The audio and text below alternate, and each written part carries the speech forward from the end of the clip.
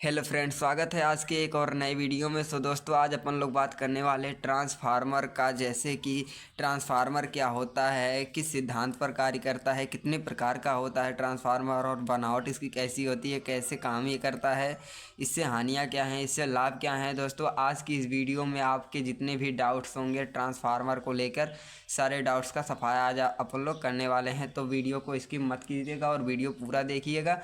चलिए वीडियो को स्टार्ट करते हैं। तो बात करते हैं ट्रांसफार्मर। आपको नाम से ही पता चलता होगा, ट्रांसफर मतलब कि भाई बदलाव, ठीक है ना। तो ट्रांसफार्मर का मतलब ही होता है कि परिवर्तन अर्थात बदलाव। आई वो आपको समझ में आया होगा। ट्रांसफार्मर का मतलब होता है भाई परिवर्तन या फिर बदलाव, ठीक। तो अब बढ़ते हैं आगे। ट्रांसफार्मर क्या होता है, सबसे पहले जानते हैं ट्रांसफार्मर क्या होता है। तो ट्रांसफार्मर भाई होता है, ट्रांसफार्मर विद्युत का एक ऐसा साधन है जिसके द्वारा प्रत्यावर्ती वोल्टता को कम या ज़्यादा किया जा सकता है। मतलब ये मेरे भाई, जैसे कि जितनी धारा की हमें आवश्यकता होगी उतना धारा हम ले सकते हैं इसका प्रयोग करके। जैसे कि अगर धारा कम आ रही है तो उसको हम धारा बढ़ा सकते हैं। इस ट्रांसफार्मर के माध्यम से हम ट्रांसफार्मर का उपयोग करके धारा को बढ़ा सकते हैं, और धारा अगर ज़्यादा आ रही है तो धारा को हम कम भी कर सकते हैं इस ट्रांसफार्मर के माध्यम से। तो मतलब इसका काम ही होता है धारा को कम या फिर ज़्यादा करना। आई होप आपको समझ में आया होगा। अब बात करते हैं इसे बनाते कैसे हैं। तो दोस्तों, इसे बनाने के लिए नर्म लोहे की पतली पतली पट्टियाँ होती हैं, ठीक ना। नर्म लोहे की पतली पतली आपको पट्टियाँ दिखाई दे रही होंगी। नर्म लोहे की पतली पतली पट्टियों को एक के ऊपर एक रख कर आयताकार या फिर गोलाकार बनाया जाता है। जैसे कि देखिए, नर्म लोहे की पतली पतली पट्टियाँ होती हैं, ठीक ना भाई। तो एक के ऊपर एक रख करके ये आयताकार, ज़रूरी नहीं कि सिर्फ आयताकार ही बनाया जाता हो, ये गोलाकार भी बनता है, ठीक ना। तो एक के ऊपर एक रख करके पतली पतली पट्टियाँ जो होती हैं नर्म लोहे की, एक के ऊपर एक रख करके ये बनाया जाता है, ठीक ना। उसके बाद तांबे के तार को लपेट कर दो अलग अलग कुंडलियाँ बनाई जाती हैं। मतलब भाई, ये जो आपको दिखाई दे रहा है ये तांबे के तार है, ठीक है ना। तो इसको लपेट करके अलग अलग कुंडलियाँ बनाई जाती, दो कुंडली बनाई जाती है। इसमें सिर्फ दो कुंडली बनती हैं, ठीक है ना। तो पहला प्राथमिक कुंडली ऐसी, ये मैंने लिखा है, ठीक है ना। तो ये कुंडली ये हो गया और द्वितीय कुंडली ये है, ठीक। तो आई आप ये पी मतलब कि वही प्राथमिक कुंडली, और ये द्वितीय मतलब सेकेंडरी, ठीक है ना। तो ऐसे में आपको समझ में आ गया होगा इसको मतलब कैसे बनता है, ठीक ना। तो अब बात करते हैं, अब इसके थोड़ा बेसिक में जाते हैं अपन लोग। अभी बात करते हैं कि इसमें ऑयल मतलब तेल कौन सा पड़ता है। तो दोस्तों, इसमें मैं आपको बता दूं, न्योथा एक तेल का नाम होता है। न्योथा मैं यहाँ पे लिख दे रहा हूँ, ठीक है। तो दोस्तों, एक तेल का नाम होता है न्योथा, ठीक। न्योथा ऑयल, न्योथा तेल या ऐसे बोल सकते हैं। तो इसमें जो प्रयोग, तेल का जो प्रयोग होता है, यानी जो ऑयल इसमें प्रयोग किए जाते हैं वो होता है न्योथा ऑयल, ठीक है ना। इसका नाम होता है न्योथा ऑयल भाई।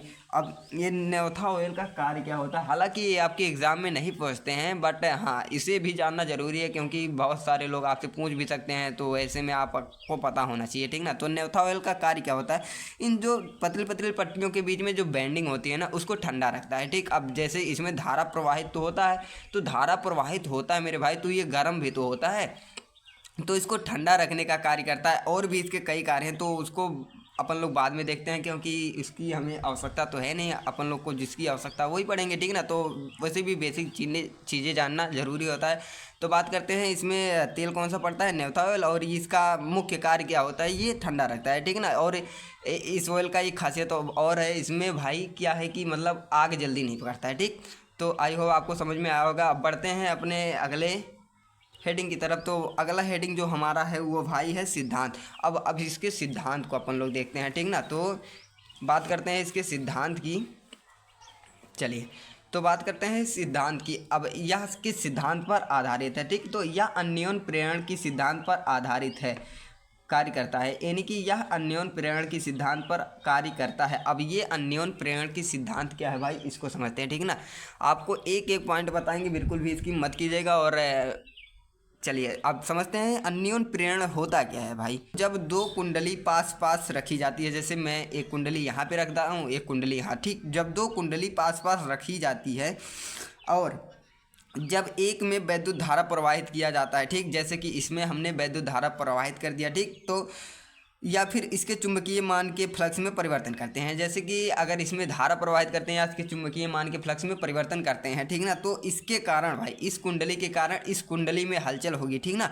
इस कुंडली के कारण इस कुंडली के कारण इस कुंडली में भी हलचल होगी, और यही कहता है न्यूटन का प्रेरण का सिद्धांत भाई, ठीक ना। तो जब इसमें धारा प्रवाहित करेंगे या इसके फ्लक्स के मानों में परिवर्तन करेंगे तो इसके कारण दूसरी कुंडली में भी हलचल होगी और दूसरे कुंडली में भी विद्युत वाहक बल उत्पन्न हो जाएगा, ठीक ना, जिसके कारण धारा उत्पन्न हो जाएगी। मतलब इस अन्योन प्रेरण का मतलब भाई एकदम बारीकी से समझिए। जैसे कि हम दो कुंडली लेते हैं, ठीक, तो इस कुंडली में अगर हम धारा प्रवाहित करेंगे या फिर इसके चुंबकीय फ्लक्स के मानों में परिवर्तन करेंगे, ठीक ना, तो इस कुंडली के कारण इस वाले कुंडली में भी हलचल होगी, यानी कि इसमें भी बदलाव होगा और इसमें भी धारा उत्पन्न होगा। तो ये कहता है भाई अन्योन प्रेरण का सिद्धांत, ठीक है ना। तो इसका मतलब यही है कि इसका मतलब ही होता है भाई एक कुंडली के कारण दूसरे कुंडली में धारा उत्पन्न हो जाना, ठीक ना। तो आई वो आपको समझ में आया होगा अन्योन प्रेरण क्या होता है, ठीक।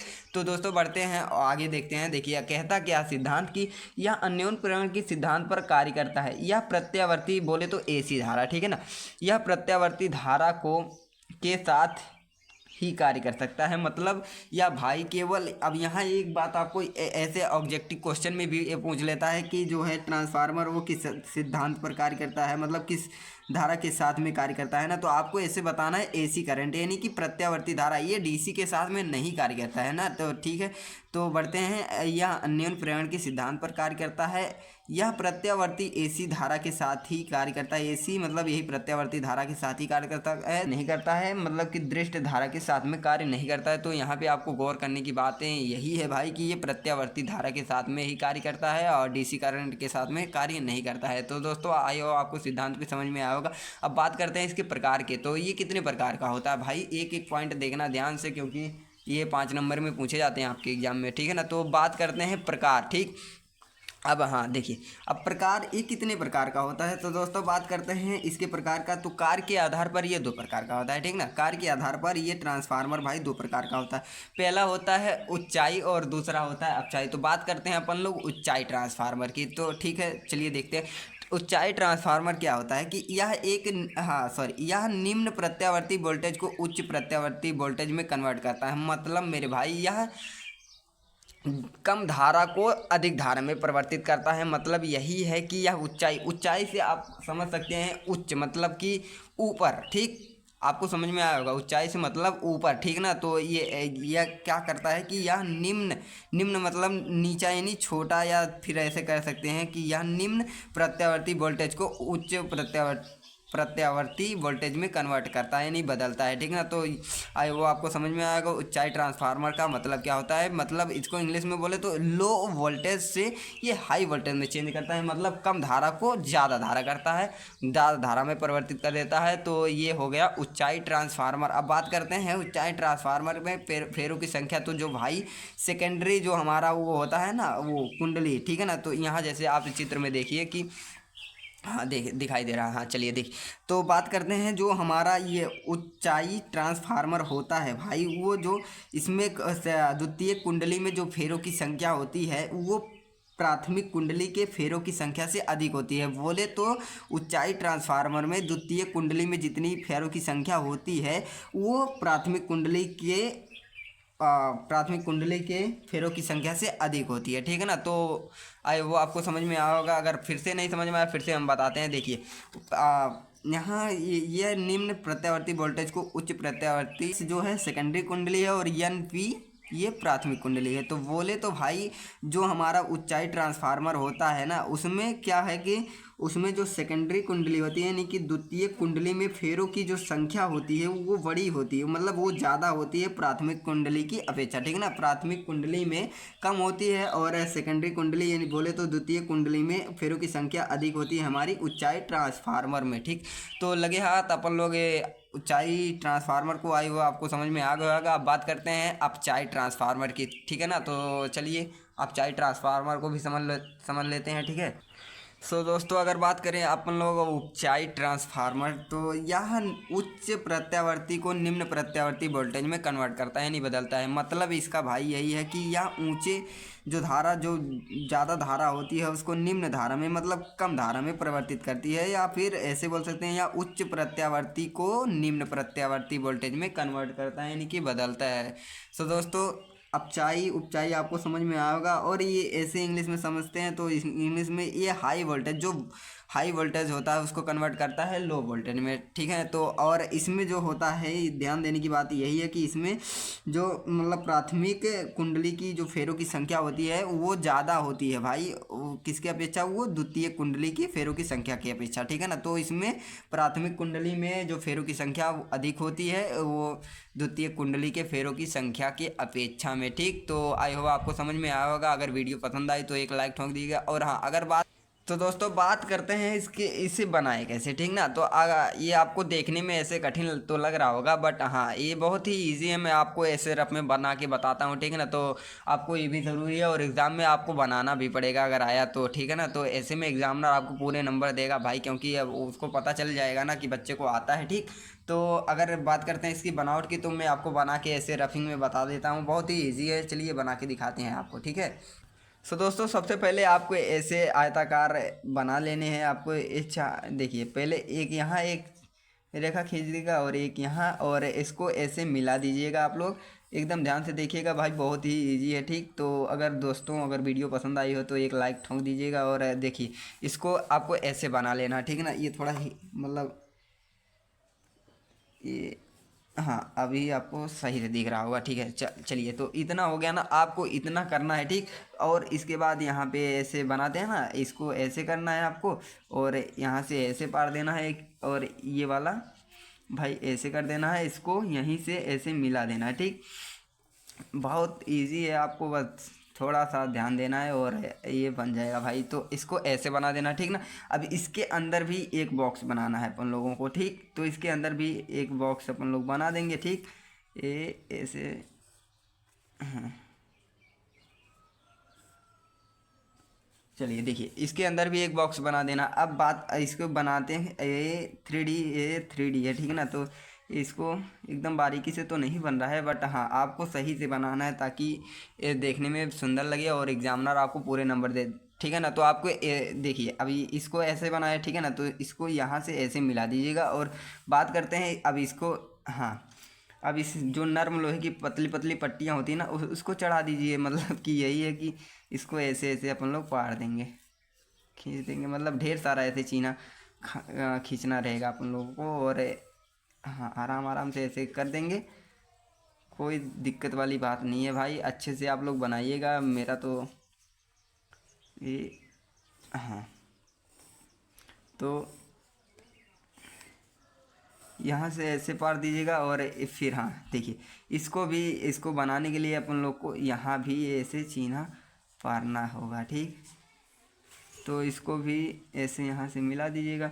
और हाँ तो देखिए कितने आसानी से जो हमारा वो ट्रांसफार्मर भाई तैयार हो गया है, ठीक ना। अब इसको आपको 2 कुंडलियाँ बनानी है, तो ये कुंडली यहाँ से ऐसे निकाल दीजिएगा और हाँ एक ऐसे करके ऐसे यहाँ से मिला दीजिएगा। और ये एक तार ऐसे करके आपको ये ऐसे यहाँ बनाना है, ठीक। ये ऐसे ऐसे ऐसे करके बना दीजिएगा। और एक यहाँ से ऐसे ऐसे ऐसे ऐसे। तो दोस्तों ऐसे ही आपका ये ट्रांसफार्मर जो है वो बन जाएगा। आप बहुत ही इजी है भाई। और फिर इधर से भी एक ऐसे निकाल दीजिएगा ये, और हाँ और ये ऐसे, ठीक है। तो ऐसे हो गया। और ये हमारा द्वितीय कुंडली होता है, द्वितीय कुंडली, ठीक है। ये हमारा द्वितीयक और ये होता है प्राथमिक कुंडली, ठीक। तो दोस्तों आई होप आपको ये बनाना भी बहुत ही इजी है भाई, ठीक है ना। तो आप लोग ऐसे ट्राई कर लीजिएगा और बन जाएगा आपका। आई होप आपको वीडियो पसंद आई होगी, तो एक लाइक कर दीजिएगा और चैनल पर नए हो तो चैनल को सब्सक्राइब कर दीजिएगा, क्योंकि इसी प्रकार की वीडियोज़ मैं लाते रहता हूँ, ठीक है ना। तो चलिए मिलते हैं नेक्स्ट वीडियो में, तब तक के लिए जय हिंद, वंदे मातरम। हाँ अगर आपको स्क्रीन शॉट मारना हो दोस्तों तो मैं आपको स्क्रीन शॉट भी, चलिए दोस्तों स्क्रीन शॉट यहाँ से यहाँ तक कर लीजिए आप, और फिर यहाँ से यहाँ तक कर लीजिए। और फिर एक हेडिंग और बचा है ना, ये यहाँ से ये, हाँ ये यहाँ से यहाँ तक कर लीजिए, ठीक। चलिए दोस्तों मिलते हैं नेक्स्ट वीडियो में, तब तक के लिए जय हिंद।